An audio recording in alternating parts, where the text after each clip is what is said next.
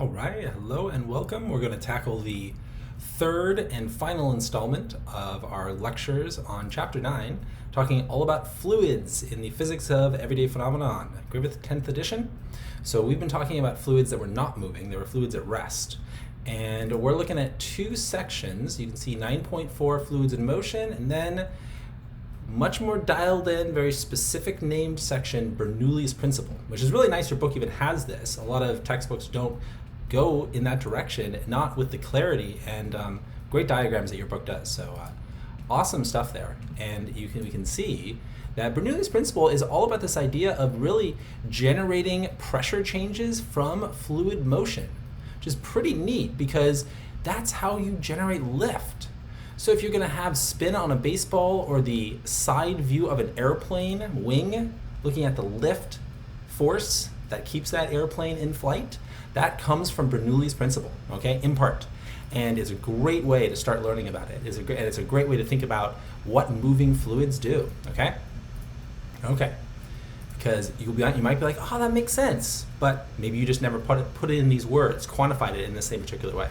So we'll start by talking about a term here, viscosity, which is a term that is specific to a material like density is, like if I have the density of water or you have the density of oil or something.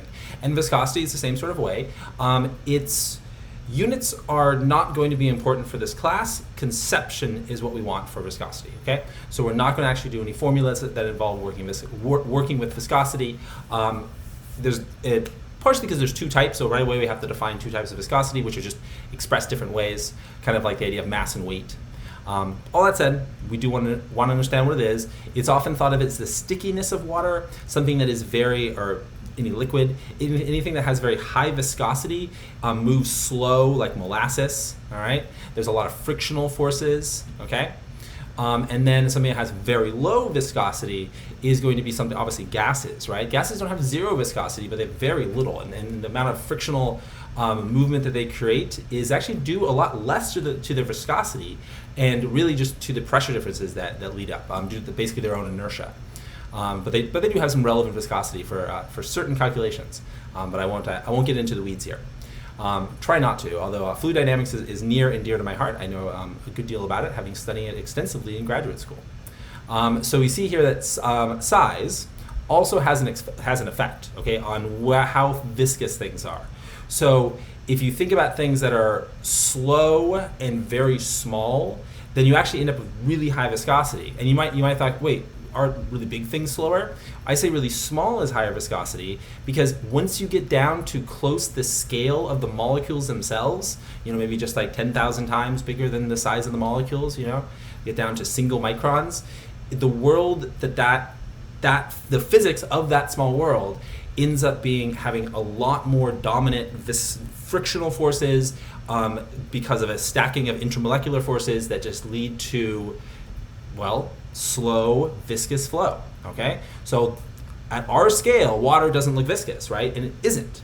But if we were to zoom in to the scale of a tiny little, 50 micron little like copepod or like zooplankton or just like even a bacteria in water, it looks like they're moving in honey because it looks like they're like dragging themselves to the water because at that scale they are. Water has a higher viscosity. It has a scale-dependent viscosity, okay? It's not a constant, but it is a constant for the everyday range, the tabletop experiment range, the everyday engineering problem range. Okay, we'll talk about rate of flow. Okay, that's going to be important for quantifying basically all of this, right? Because if we want to keep it simple, we want to think about kind of confined fluid or confined water or liquid flowing through something. A pipe, right? But this could be a stream, like an overhead view of a river. This could also be, air being forced around something in the case of lift. But most simply, it's a pipe, spherical metal pipe flowing water through it. Okay. We'll quantify the flow rate in gallons per minute, or much more likely, liters per second. Okay. Also, cubic meters per second. There are 1,000 liters in a cubic meter. Okay. So they're both essentially metric units of volume, the liter and the cubic meter. And remember, the conversion is 1,000, okay? All right, so fluids in motion. Looking at, the fluid flow through this pipe, right? We've got a cross-sectional area, right? Because that is just the way we're defining this pipe. It's circular. If you're ever given the radius of the diameter, that's going to be your go-to pipe. It's circular, right? We can work with that mathematically. But the volume, okay, the volume is not just the area, right? The volume is how much actual water there is, and that's some arbitrary chunk of water with a length L, okay? So that just makes up some amount of volume, right? And so it's flowing at a certain rate, right? And the reason I say L is arbitrary is because it's going to cancel out, right? Because what we have, right, is we have a volume flow rate, which is LA over T, okay? And when we look at that formula, right, we see that this just becomes, because L over T is V, we get that it's V times A. See? We canceled out the L, right? We canceled it out, or we reallocated it by definition. Distance over time is by definition velocity. There's no acceleration in the system. Keep it easy. It's just constant velocity, okay? Now we're going to end up comparing constant velocity between two parts of the pipe where it changed from one constant to another. So if you change from one constant to another, that means it wasn't constant the whole way. There had to be acceleration somewhere. We don't care though. Much in the way that we quantified energy from one point in a process to another point, like the swing of a pendulum, we're just doing point 1 to point 2. Doesn't matter what happens in between, for the sake of what we can solve for and how we're doing our calculations. Okay? So, but what we have here is volume flow rate, velocity times cross-sectional area. And what's so cool about that is that even before we define Bernoulli's principle, we're going to say that there is another principle, another conservation, which is just conservation of mass, which we sometimes invoke, although more often I talk about conservation of energy, but mass is also conserved, except when it becomes energy, which is just a broader idea, doesn't contradict anything.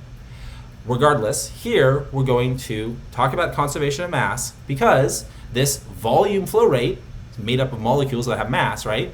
It can't change, okay? So V and A can change independently, but they can't change collectively. The rate of flow has to remain the same. So if the pipe has a much bigger area, if the pipe suddenly widens significantly, what happens to the velocity? It goes way down. Just like you see in a river, if the river becomes wide and slow, and then it gets confined between some rock formation and it becomes narrow and fast, right? Same idea here, but we're calling it continuity of flow or the continuity principle, and we're building it off of something with units, which is going to be, if you look at it, just cubic meters per second. You see that? This is velocity times area, right? Meter times meter squared, the seconds, right, in the denominator, T, right? So it's cubic meters per second, rate of flow. All right? So the flow is continuous, right? So we say if it's continuous because sure, you can make it non-continuous, you can do things, right? But that's not the system that we're worried about here. All right, you could split it, for example, and lose half of it. Right, phase change. The rate of flow must be the same at any point along the pipe. That's our assumption. If the cross-sectional area decreases, well, then the speed increases. Okay? That's because the rate of flow can't change. Continuity. All right? Now, a neat idea about flow is that it really isn't uniform. And when we talk about flow, we're talking about the average, or we're talking about the kind of optimal flow right in the middle of the pipe. Because the way that fluids work, on a really good model of them is to think of them unlike a gas where it's just trillions upon trillions of individual bouncing balls, right? Little particles ricocheting off each other. In a fluid, right? In a liquid, a type of fluid, but unlike a gas. So in a liquid, the molecules, yes, they're free to move, right? It doesn't have a defined shape. But part of the reason that liquids, I just can't get, my mind is having a problem with fluids and liquids. So liquids, like water, right? So liquid water, the reason that it won't just expand easily, unlike a gas, is because it's all about sheets. There's these things called the laminis, or this idea of laminar movement of liquids. And the thing is that with that kind of laminar idea, sheets of individual molecules, we can really conceptualize some neat properties of liquid flow, okay?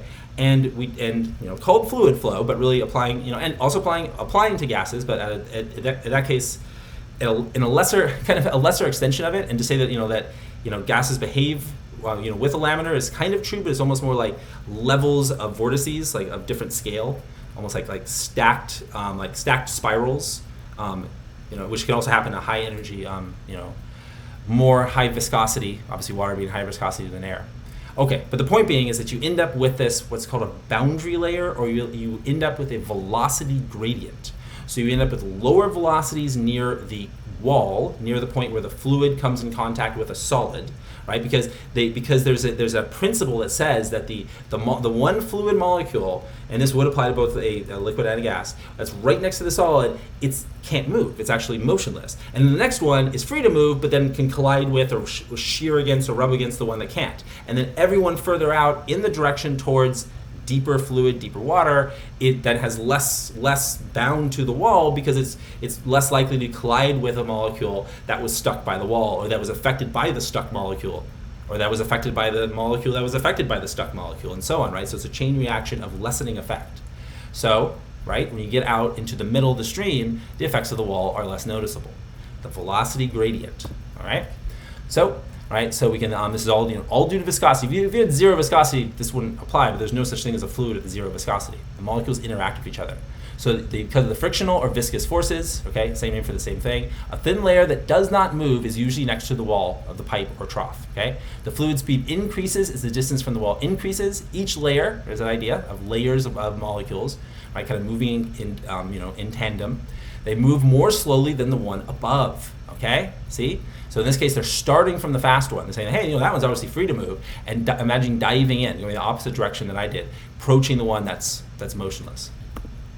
So for a fluid with low viscosity, the transition is pretty short, right? So there's an effect, but it levels off, and then there's nothing. It's not going to keep growing. Once it hits its maximum, driven by whatever is the pressure difference between upstream and downstream, really the force, any force that's driving, driving this flow. Well, then there it is. You just hit that equilibrium, so you have a large region of steady flow. But in a high viscosity, you can have that effect from the walls be so pronounced that it's not even finished, right? The fluid never reached what it could based on the pressure difference, right? There's so much loss energy, really ultimately a lot of it being delivered to heat to the walls. There's so much loss energy that the shape is just completely bent the whole way, or maybe it just peaked out just barely and then started bending back down, right? So it's the high effect of the boundary conditions, the wall conditions. This is just the boundary of the pipe, right? So this idea then, that we have the fluid and we can think about it and kind of imagine it on these different layers leads to this concept of streamlines, which are a lot like field lines, which we haven't seen, although we have talked about forces and gravitational forces create gravitational force fields. We'll talk about fields when we talk about forces which are electric and magnetic, but that's for another day. But similar concept. They just kind of point in this case the direction of flow, the streamlines do, and how crowded they are together represents how fast the fluid is moving there. Kind of like you'd read a topo map, if you've read one, where if you see a bunch of elevation lines that are very widely spaced, that's a very gentle grade, but if they're all packed together, that's like a cliff, right? So the idea here, the cliff is high speed, right? Because you're falling off it in the sense, right? So high speed where they're clustered together. And then, well, here they're not clustered together, so it's slower speed. It's exactly the results we get from that continuity equation, V1A1 equals V2A2, all right?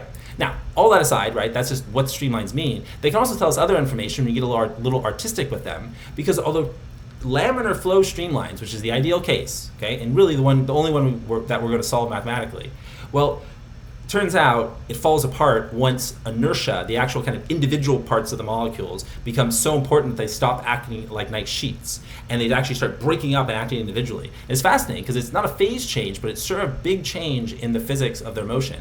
And it becomes turbulent flow. And in that case, you have these spiraling structures that are carrying energy, getting pushed against others, and they're called eddies and whirls, often vortices as well, okay? So key difference is that turbulent flow is almost impossible to model or quantify.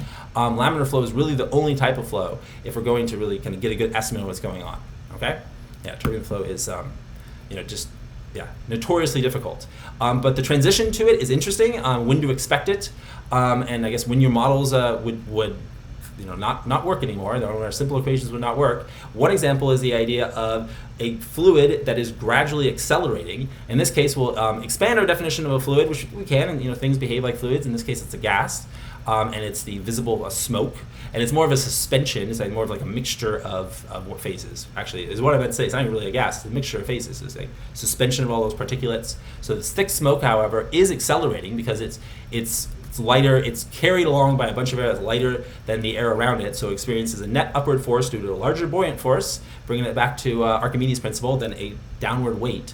And that acceleration means that the velocity increases and the flow actually transitions. And this is like water coming out of a faucet, which is the opposite way, right? It comes out steady and you can see when it starts breaking apart. Well, here's that idea. When the flow starts breaking apart, it's transitioned from the laminar flow, right, with predictable properties and sheets of molecules, to turbulent, inertia-driven, circular structures and an incredible amount of chaos. So the turbulence all up here, okay?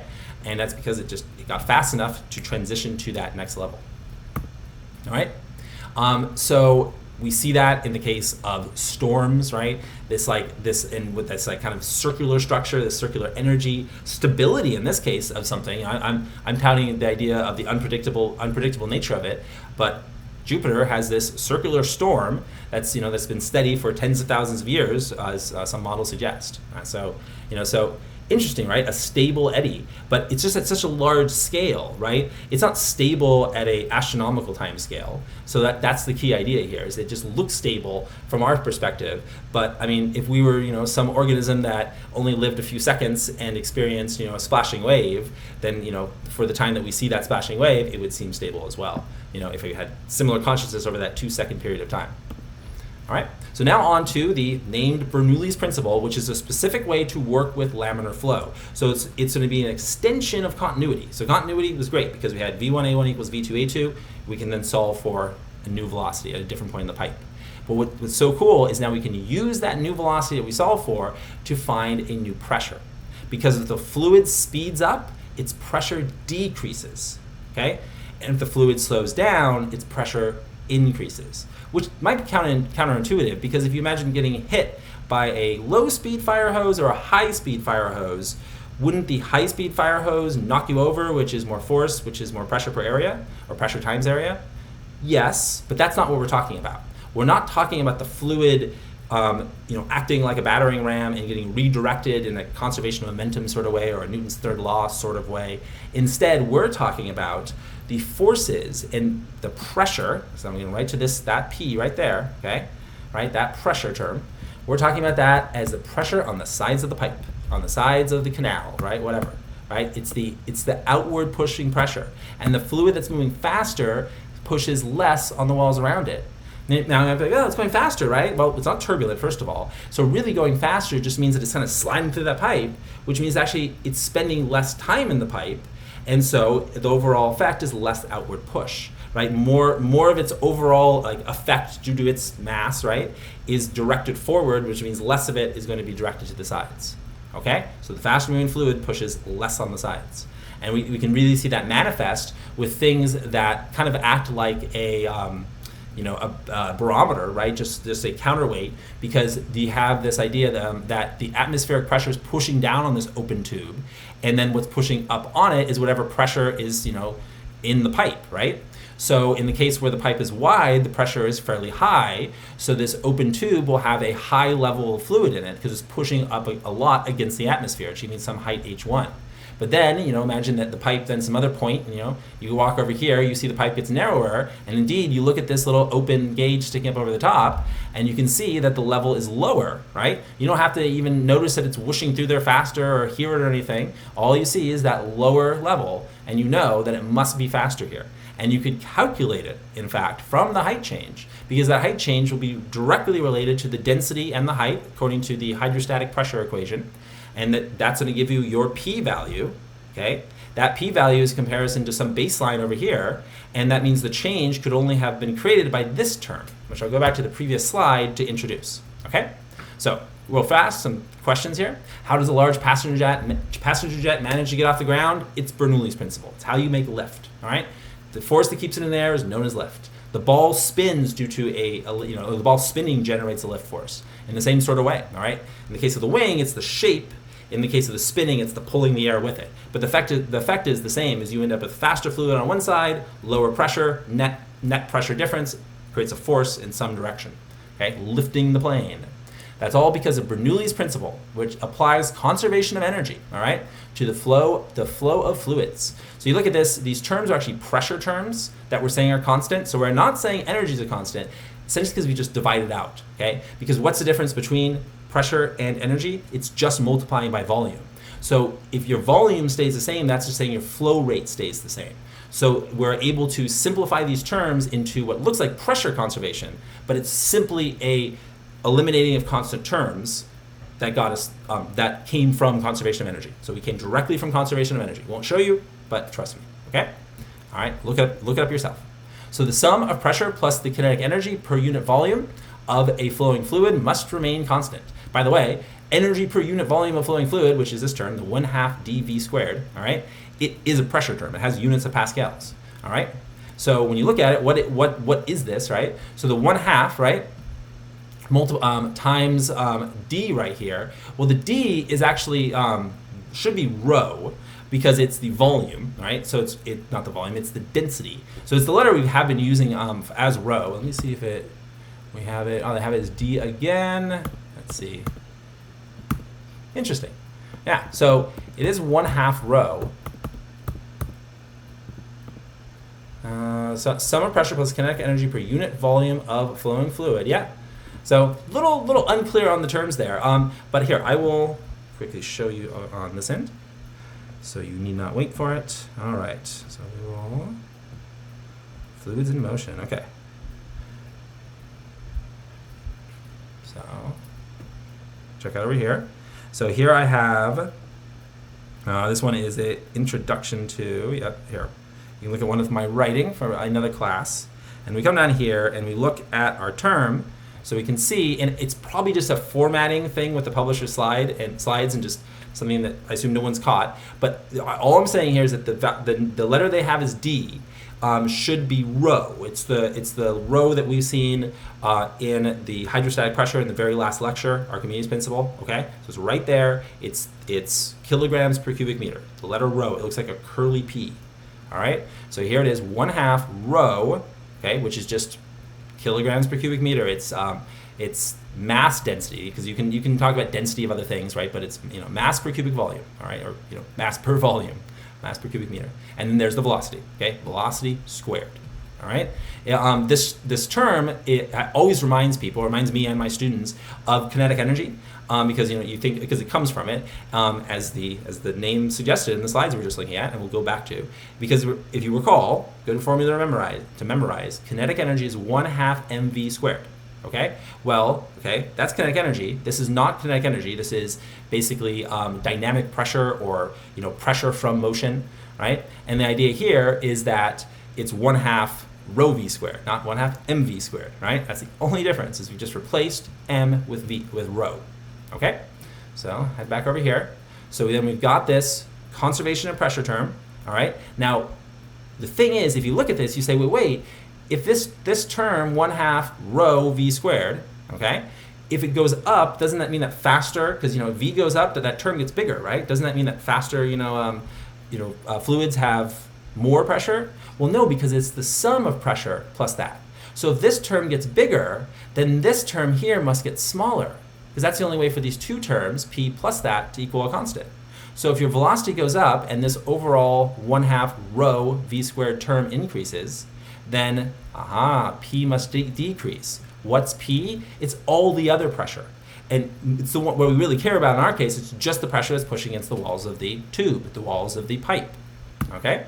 Even the side of the wing, all right? If you blow across the top of a piece of paper, what happens is you're going to have that V term go up, which means your 1/2 rho V squared term, that dynamic pressure, increases, which causes the other term, the actual external pressure P term, to decrease, which means that now the fluid, that racing fluid, that fast moving air, can't push on the paper as much, and the paper springs up, right? Because it's being sprung up by the slower moving air underneath, which is exerting a greater pressure, causing a net force upwards. So it's interesting because they needs both, right? Because it's the fluid in here that's sort of filling the gap, right? There's a lower pressure region up here. That means that there's going to be a net upward force that that air is going to be kind of trying to fill it in, flow into that lower pressure region, and the paper's in the way. so the paper moves upwards, okay? That's a little bit of lift. That's a lift force, okay? You build a wing, all right, also called an airfoil, in a certain direction. You can force those air molecules to reliably speed up over the top every time. That means you get this continuous region of faster moving air with lower external pressure. The P term's smaller because the velocity is bigger. That means that now you have a net upward force, okay, bigger, and if you make it bigger than your gravitational force, right, you got yourself flight, right? Or hovering flight if they're equal to each other, right? Not hovering flight, actually gliding flight. All right, so that's exactly the idea. Those streamlines packed together. Anytime you see streamlines bunched together compared to further apart, you compare between them and you say, oh, okay, well, this is a high pressure region, this is a slow pressure region. What is different, by the way, that I don't try to gloss over it, in the case of the pipe, when we talk about applying Bernoulli's principle, this one doesn't actually show streamlines, but if it did, we'd see them clustered in here and further apart here. Well, in that case, that's one is in front of the other, right? It's like downstream, upstream, there's a direct kind of continuity, right? So would continuity apply to this case? No, the air's split, right? So how do you reconcile that? You can say, well, it has to recombine over here, but it's actually interesting. It's a little more subtle than it first seems. But all that said, like I said, I don't want to gloss over it, but it is different, right? Having comparing these two regions of fast-moving, thus low-pressure fluid, and slow-moving, thus high-pressure fluid, and saying, well, they're on top of each other. They came from a common source, right? That's what we're doing, and it works. But we're saying that it's really similar to having in a pipe where one is upstream and one is downstream from the other, although they are not identical. All right.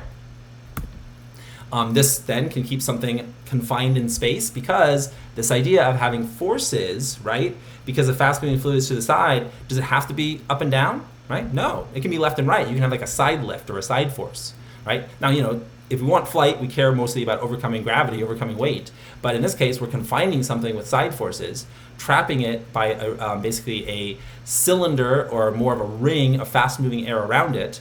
And so, therefore, it's all the forces it's going to experience are going to be back towards the middle, the interior of that ring, right? Because there's again like a ring of fast-moving air going whooshing around the ball. And that means it's locked in place, all right? You might be like, well, why doesn't it just fall then? Well, because then it starts spinning, okay? And then what's happening is then the spinning force creates a second level of forces that's going to keep it from falling. So it's completely suspended. It's suspended laterally and vertically, all right? And in a stable equilibrium, but one that isn't static.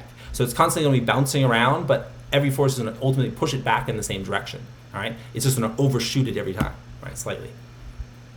All right, curveballs, kind of similar, right? Because it's a spinning ball, but in this case, we're not going to have the air just like generated and whooshed past the ball to create the spin. Instead, we're going to throw the ball through the air, give it some initial spin through a mechanical process like the human hand, and then it's going to go, as it spins through the air, it's going to pull some of that air with it. Think what we've talked about with viscosity and those sheets of flow, that velocity gradient, that boundary layer of flow, that creates a region of faster moving air, right, on the top, right, because it's pulling some air with it in addition to the air that's already whooshing past it in that direction. Okay. Now you spin it the other way, you get the exact opposite effect. You can have it pull itself down, draw it out for yourself. But if it's back spinning, look, then there's a net upward force, right? There is a lift force. There's a lift force generated by rotation. Could you build a wing, by the way, right? Rather than like having it shaped a certain way, could you just get a wing that's just like two, spinning cylinders? Yes, right? There are some engineering attempts at that over the decades of human history, right? And we'll keep trying to do it. So that concludes our lecture on fluids in motion. I hope the entire chapter all about fluids has been interesting and informative, and thank you so much for watching these lecture videos. Bye for now.